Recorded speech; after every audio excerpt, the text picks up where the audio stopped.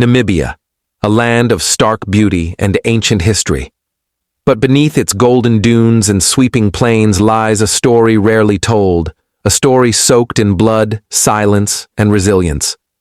This is the story of the first genocide of the 20th century. The Namibia Genocide, carried out by Imperial Germany between 1904 and 1908. Before we dive into the horror and heroism of this forgotten chapter, we must understand the setting, Southwest Africa in the late 19th century. Long before it became modern-day Namibia, this region was home to indigenous peoples like the Herero, Nama, Damara, and San. These communities had lived here for centuries, herding cattle, practicing their spiritual beliefs, and governing themselves through tribal structures. The Herero were predominantly cattle herders. Their entire economy, culture, and identity revolved around their herds. The Nama, on the other hand, were semi-nomadic, known for their fierce independence and resistance to domination. They were not just tribes, they were nations in their own right, but that autonomy would soon be crushed by the iron fist of European imperialism. In 1884, European powers gathered in Berlin for what history now calls the Berlin Conference. Here, in grand halls thousands of miles from Africa, the continent was carved up like a cake, with no African voice at the table. Germany, a relatively new empire under Otto von Bismarck, was eager to prove its colonial strength. It claimed Southwest Africa as a protectorate in 1884, and just like that, a sovereign people became a colonial possession. German settlers arrived, backed by soldiers and administrators. They built railways, towns, and outposts, all designed to extract resources and consolidate control. The indigenous people were forced off their land. Treaties were signed under duress, and the Herero and Nama found themselves increasingly marginalized. Grazing lands were taken, sacred sites were desecrated. Cattle, the backbone of Herero life, were stolen or slaughtered. By the turn of the century. Tensions were reaching a boiling point. The Germans imposed harsh taxes, forced labor, and a legal system that dehumanized the native population. Settlers saw the indigenous people not as humans, but as a labor force to be exploited and obstacles to be removed. It was a powder keg, and in 1904, the spark was lit. But before the war began, there were warning signs, signs ignored by the German authorities. An historian once said, the Herero were trying to negotiate. They wanted their land and cattle back, but the Germans dismissed their grievances. They underestimated the desperation and the determination of the people. On January 12, 1904, under the leadership of Chief Samuel Maharero, the Herero launched a rebellion. They attacked outposts, derailed trains, and killed over 100 German settlers. To them, it was not murder, it was war, a fight for survival, a last stand. The German Empire responded with merciless fury. This was not going to be a colonial skirmish. This was going to be extermination. In stepped General Lothar von Trotha, a man known for his brutal campaigns in East Africa. He was sent by the German Kaiser with a clear mission: crush the rebellion, make an example. But what happened next went far beyond that. Von Trotha did not see the Herero as people to be reasoned with. In his own words, he saw them as a threat to be eliminated, completely. I believe that the nation as such should be annihilated. Only following this can a peace be achieved. The stage was set for one of the most systematic genocides in modern history, and the desert sands of Namibia would soon run red with the blood of tens of thousands.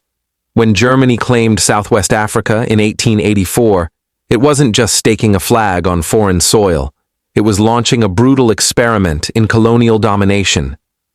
Unlike Britain or France, Germany was late to the scramble for Africa. It had just unified as a nation in 1871, and its leaders, especially Kaiser Wilhelm I and Chancellor Otto von Bismarck, saw overseas colonies, as a way to compete with the older empires. Southwest Africa was prized for its vast land, mineral wealth, and strategic location. And the German settlers who came weren't farmers. They were adventurers, soldiers, and opportunists. But there was a problem. This land wasn't empty. It belonged to the Herero, Nama, and other indigenous communities who had lived here for generations. At first, the Germans tried to cloak their conquest in diplomacy. They signed so-called protection treaties with local chiefs. But the language was deceptive. In many cases, the chiefs believed they were agreeing to trade or military alliances. In reality, they were surrendering sovereignty. These documents were often misunderstood, and even when the local people resisted, the Germans simply claimed the treaties gave them the right to rule. By the late 1890s, the German colonial administration had carved up the best land and distributed it among white settlers. The Herero and Nama were pushed into reserves, stripped of their livestock, and forced into labor. They were beaten, branded, taxed without representation, and they were no longer equal under the law. German colonial law treated African people as subhuman. A white settler could kill a Herero or Nama without serious consequence. The native population could not own land, vote, or move freely without permission. It was apartheid, decades before the word even existed. And when the settlers wanted more land, the government used military force to get it. In 1893 and 1894, Germany launched a brutal campaign against the Nama people under the leadership of Hendrik Witbooi, one of the most respected African leaders of the time. Witbooi initially signed a peace treaty, but only after fierce fighting that left villages destroyed and hundreds dead. The German enemy comes and acts as if the land had no people, no owners. Meanwhile, the Herero people, under Chief Maharero, were watching their land shrink and their freedom vanish. Cattle thefts by settlers became common. Grazing land was overrun, livelihoods were collapsing. Then, in 1903, the Germans made a fatal move. They built a railway from the coast deep into Herero territory. It was meant to move troops, minerals, and goods. But to the Herero, it was a conveyor belt of conquest. Thousands of Herero were forced to work on the railway, unpaid and abused. Their ancestral graves were desecrated, their protests ignored. German settlers demanded even more. They wanted legal power to seize cattle and imprison rebellious natives. The pressure built like a volcano. In early 1904, Maharero sent secret messages to neighboring tribes. He warned of the German threat and urged unity. Then, on January 12th, the Herero struck. They attacked German farms, police posts, and settlements. Over 100 Germans, mostly men involved in colonial repression, were killed. Importantly, Maharero had instructed his warriors not to harm women, children, or missionaries. This wasn't indiscriminate killing. It was a calculated act of resistance, a declaration of war. The Germans were stunned. Their myth of colonial invincibility was shattered. Kaiser Wilhelm and his generals wanted revenge, swift and total. They sent in reinforcements led by a man who would become infamous, General Lothar von Trotha. Von Trotha was no stranger to brutality. In German East Africa, he had already crushed the Wahehe people through scorched earth tactics. He believed in extermination, not negotiation. Von Trotha was seen as someone who didn't come to suppress a rebellion. He came to wipe out a people.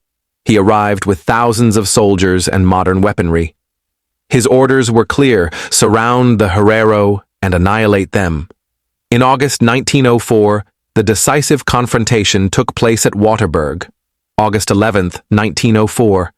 The cliffs of Waterberg loomed over the Herero encampment like silent sentinels. Tens of thousands of Herero, warriors, women, and children had gathered here, driven by desperation, seeking to regroup. But what they didn't know was that this place, this sanctuary, was about to become a trap. General Lothar von Trotha, now in command of German forces, had a plan: encircle the Herero from all sides and crush them in one final blow. With nearly 10,000 troops, modern artillery, and machine guns, the German forces moved in. The Herero were outgunned, outnumbered, and surrounded. The Germans didn't just come to defeat the Herero militarily, they came to annihilate them. Waterberg was never meant to be a battle. It was a death sentence. At dawn, the German attack began. Cannons thundered, bullets rained, chaos erupted. The Herero warriors fought fiercely, but the German firepower was overwhelming. Chief Samuel Maharero, realizing the trap, ordered a retreat, but the only escape route led into the Omaheke Desert, part of the vast arid Kalahari, and von Trotha had left it open on purpose. He didn't want to kill all the Herero at Waterberg. He wanted them to flee, into the desert, into death by thirst, hunger, and exposure. The waterholes from Grootfontein to the Omaheke have been secured by small troops. The whole nation must be destroyed. The Germans poisoned wells, they guarded watering holes, they shot anyone who tried to drink. Mothers died clutching their babies. Warriors collapsed in the sand. It is estimated that over 80% of the Herero population, as many as 65,000 people, perished in the desert. This was not collateral damage. This was deliberate extermination. And it was about to get worse. On October 2nd, 1904, General von Trotha issued the now infamous Vernichtungsbefehl, the extermination order.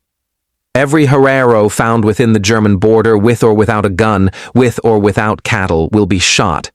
I will no longer accept women and children. They must return to their people or be shot at. This wasn't war. It was genocide.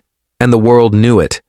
Some German missionaries and members of the Social Democratic Party back in Berlin were horrified. They denounced the extermination order in Parliament. But in the colony, von Trotha was unchecked. He ruled with full military authority and with a vision of racial purity. The few Herero who survived the desert were captured, tortured, and sent to concentration camps. Yes, Germany built concentration camps in Africa decades before the Holocaust. They were not built for prisoners of war. They were built to work the Herero, and later, the Nama, to death. And yet, even amid this horror, there were sparks of resistance and survival. Chief Samuel Maharero, defying all odds, escaped with a small group and crossed the border into Bechuanaland. He was received by the British, where he lived in exile until his death in 1923. When his body was returned to Namibia in 1923, over 3,000 Herero gathered, risking arrest, to honor their leader. Their spirit was unbroken, but while the world was still reeling from the Herero slaughter, another horror was brewing. The Nama, led by the indomitable Hendrik Witbooi, had watched the German betrayal unfold. They too decided to rise and would face the same, if not worse, fate. The genocide of the Herero people was the first act. The Nama genocide would be the second wave. Together they formed one of the darkest legacies in modern imperial history. And yet, for over a century, the world remained silent. By late 1904, the Herero population had been decimated, their cattle stolen, their lands occupied, their voices silenced by desert winds and mass graves. But General Lothar von Trotha wasn't finished. To the south, another proud people watched in horror. The Nama, known for their fierce independence and strategic diplomacy. Led by seasoned warriors like Hendrik Witbooi, the Nama had once fought the Herero, but now they saw a common enemy, German brutality. The Nama knew, if they didn't act, they would be next. Resistance was not a choice, it was survival. In October 1904, the same month von Trotha issued the Herero extermination order, Hendrik Witbooi declared war on the German Empire. He was 73 years old, but his spirit was fire. His message was clear. Let us die fighting rather than die as slaves. Von Trotha responded with crushing force. He applied the same extermination tactics, but now even more ruthlessly. Villages were burned, livestock slaughtered, families torn apart. For every Nama man killed in battle, dozens more were captured, along with women and children, and sent to concentration camps. One of the most notorious was Shark Island, just off the coast of Lüderitz, a barren strip of rock surrounded by shark-infested waters. There was no escape, and for many, there was no return. It became known as the Island of Death. The prisoners, mostly Nama and some Herero survivors, were starved, whipped, and worked until they collapsed. They were used as test subjects for medical experiments by German doctors and scientists.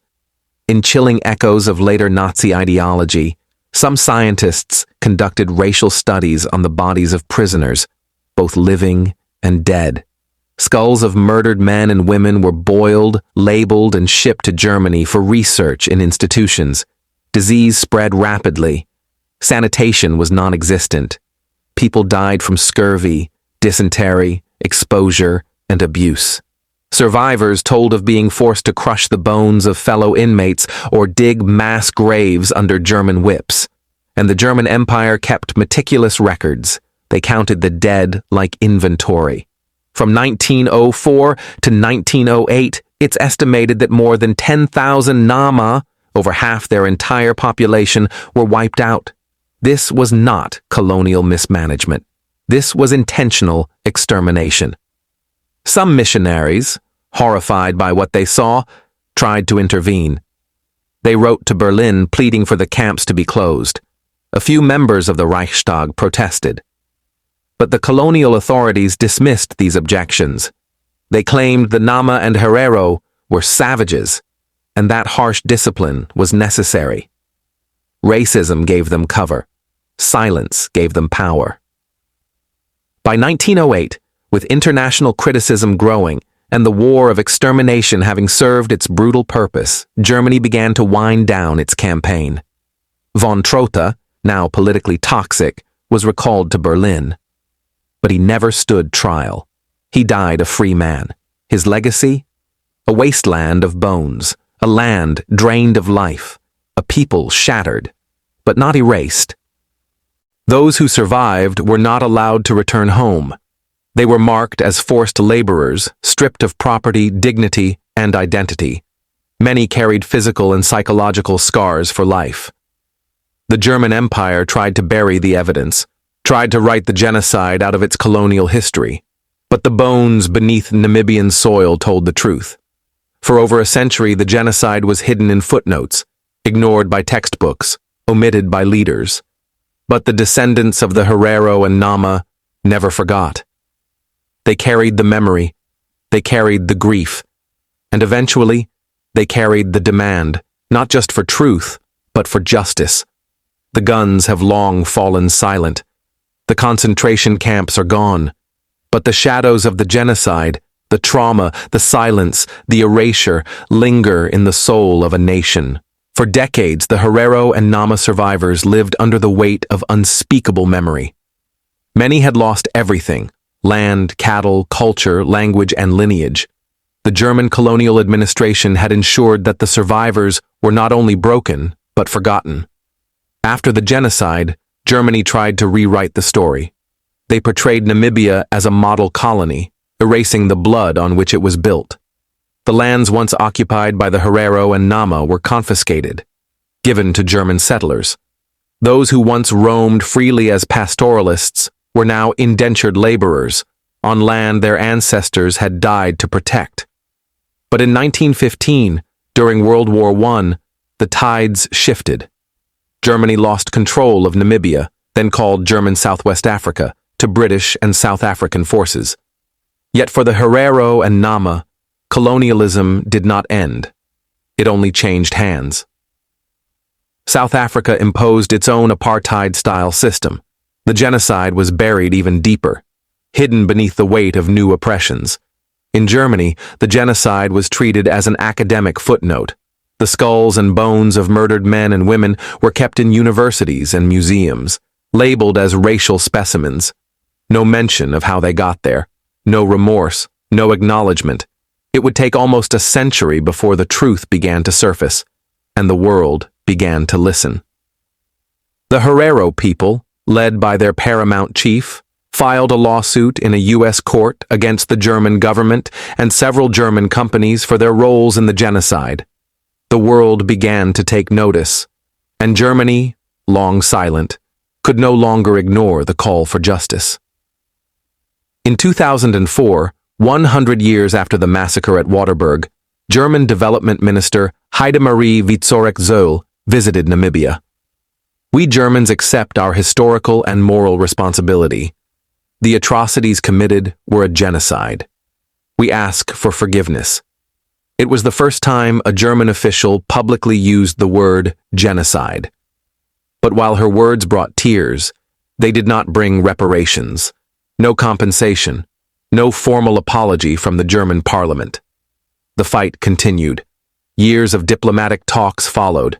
Historians, activists, and community leaders debated how best to recognize the crimes of the past. But many Herero and Nama leaders felt excluded from the talks, calling them talks without the victims. After nearly 5 years of negotiations in May 2021, Germany finally officially recognized the colonial genocide. We will now officially refer to these events as what they are from today's perspective: genocide. Germany also pledged over 1.1 billion euros in aid over 30 years, aimed at development projects for the affected communities. The wounds run deep. For the descendants of the victims, justice isn't just about money, it's about dignity, recognition, and healing. Slowly, the world is beginning to listen. Some German institutions have started returning human remains. Educational reforms are including the genocide in textbooks. Namibia is preserving the memory through oral history, art, and monuments. This is more than history. This is the foundation of modern Namibia. A story of survival against calculated erasure. A call for justice in the face of silence. They tried to wipe them from the earth. They failed. Because memory is resistance, and justice, though delayed, is still possible. Don't forget to like, comment, and subscribe for more.